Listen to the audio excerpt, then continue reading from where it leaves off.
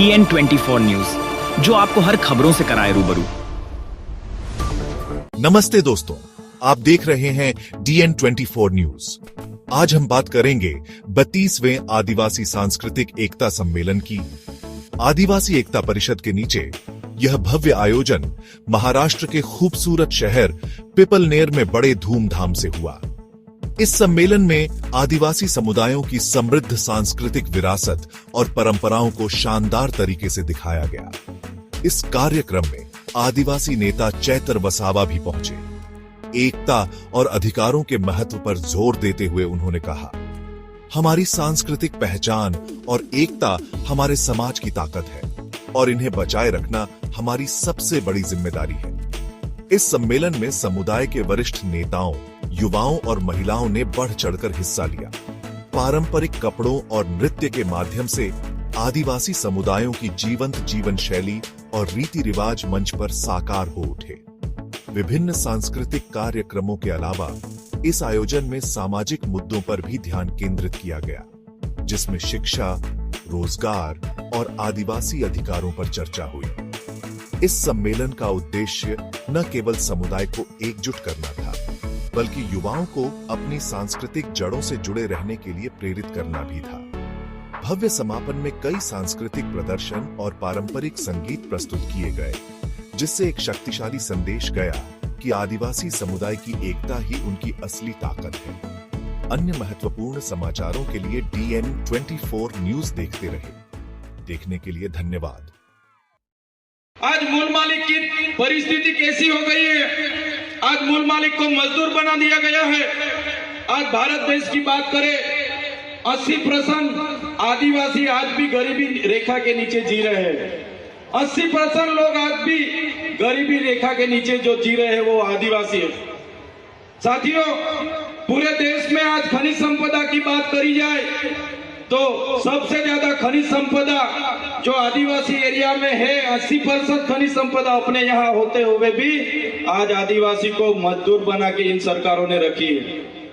तो साथियों, आदिवासी एकता परिषद यही सिखाता है कि आदिवासी कौन था, कहां से आदिवासी आए, क्या हुआ। तो आदिवासियों का इतिहास बहुत पुराना है। आदि अनादि काल से यहाँ रहने वाला हमारा आदिवासी, इतने सारे देश की आजादी स्वतंत्रता संग्राम में हमारा योगदान रहा, देश के विकास में हमारा योगदान रहा। जहां भी जरूरत पड़ी हमारे लोगों ने अपनी जमीन दे दी। आज आदिवासी 50% आदिवासी के पास अपनी खुद की जमीन नहीं है। आज देश में 8% आदिवासी बस रहा है, लेकिन आज देश में 1% भी जमीन आदिवासी के पास नहीं है। साथियों, ये मूल मालिक की हमारे देश में ये हालत इन सरकारों ने बनाई है। तो साथियों, यही बात हम करते हैं और आज भी यही बात इस मंच से करेंगे कि जिस तरह देश में हमारी परिस्थिति हो गई है, जितनी भी सरकारें आएगी हम भी आएंगे, जीतेंगे, MP बनेंगे, MLA बनेंगे, मंत्री बनेंगे। जितनी भी पार्टियां आएंगी, जो गैर आदिवासी की पार्टी होगी वो रिमोट उनके पास रखेगी, हम मंत्री तंत्री या कुछ भी हो जाएंगे, लेकिन आदिवासी की बात रखने के लिए कोई हमारे सामने नहीं आने वाला। साथियों, हम मन से हर बार कहते रहे और आज भी यही बात दोहराएंगे कि हम जिस इलाके से आते हैं वो आदिवासी इलाका है। हम अपनी आदिवासी ST सर्टी से अनामत रिजर्व बैठक से MLA बने हैं। तो जब भी हमारे समाज के लिए लड़ना होगा, जब भी हम हमारे समाज के लिए बोलेंगे, जब भी हम हमारा भील प्रदेश के लिए बोलेंगे और हमारी पार्टी जिस दिन हमें रोकेगी, इस दिन हमारे पार्टी के लिए हम पहले रिजाइन करेंगे। साथियों, आदिवासी का उत्थान, आदिवासी का स्वायत्त राज होगा, तभी आदिवासी का उत्थान होगा।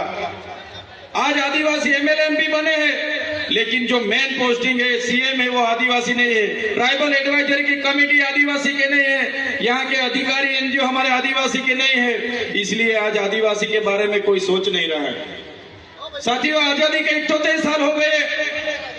आज सरकारें अमृत काल मना रही है, अमृत महोत्सव मना रही है। आज सरकार कह रही है कि विकास हो गया, विकास हो गया, विकास हो गया।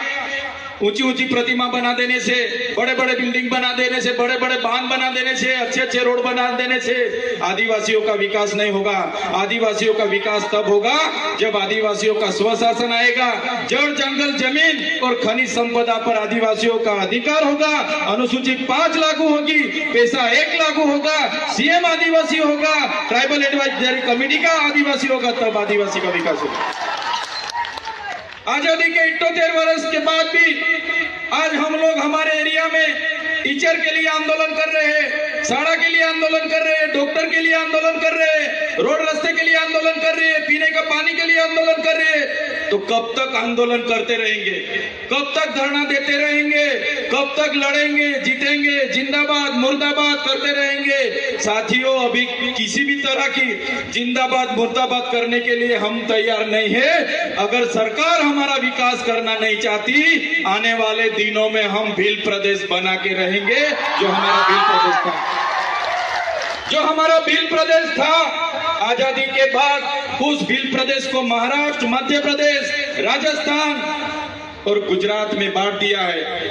आज भी हम लोग बॉर्डर लेस होके हमारा रोटी बेटी का व्यवहार आज भी चल रहा है। हमारी पूजा विधि, जन्म विधि, मरण विधि आज भी सेम है। आज भी हम लोग, हमारी बोली भाषा, हमारा पहरवेश, हमारा नाच गान आज भी हम चारों राज्यों में है। साथियों, ऐसे लड़ने का अभी टाइम नहीं है। सरकार को हम बोलना चाहते हैं, सरकार ऐसे ही करेगी। विकास के नाम पे हमको छिन्न भिन्न कर रही है, हमको बांट रही है, धर्म संप्रदाय के नाम पर बांट रही है। तो साथियों, ज्यादा टाइम नहीं लूंगा मैं, लेकिन जरूर इतना बोलूंगा सरकार को कि जिस तरह तेलुगु लोगों को तेलंगाना मिला, तमिल लोगों को तमिलनाडु मिला, मराठाओं को महाराष्ट्र मिला, गुजरातियों को गुजरात मिला, पंजाबियों को पंजाब मिला, नागा लोगों को नागालैंड मिला, झारखंडियों को झारखंड मिला, इसी तरह आने वाले दिनों में हमारे आदिवासियों को भील प्रदेश चाहिए। देश का 29वां राज्य हमको भील प्रदेश चाहिए। भील प्रदेश हम बना के रहेंगे, ये हमारा अधिकार है। संविधान ने हमको अधिकार दिया है। भाषा की तौर पे, जाति की तौर पे हमको भील प्रदेश मिलना चाहिए। मेरे तमाम वडील बुजुर्ग, मेरे युवा साथी, मेरी माता बहनों को भी अपील करता हूं इस मंच से, आने वाले दिनों में जो आदिवासियों का विकास करना होगा तो स्वतंत्र राज चाहिए, और स्वतंत्र राज यही होगा, भील प्रदेश बनेगा तभी हमारा राज आएगा। धन्यवाद। जय जोहार, जय आदिवासी, जय भील प्रदेश। जोरदार तालियां विधायक महोदय के लिए। उसके लिए पहले एक होना पड़ेगा। विधायक महोदय, आपके विचार।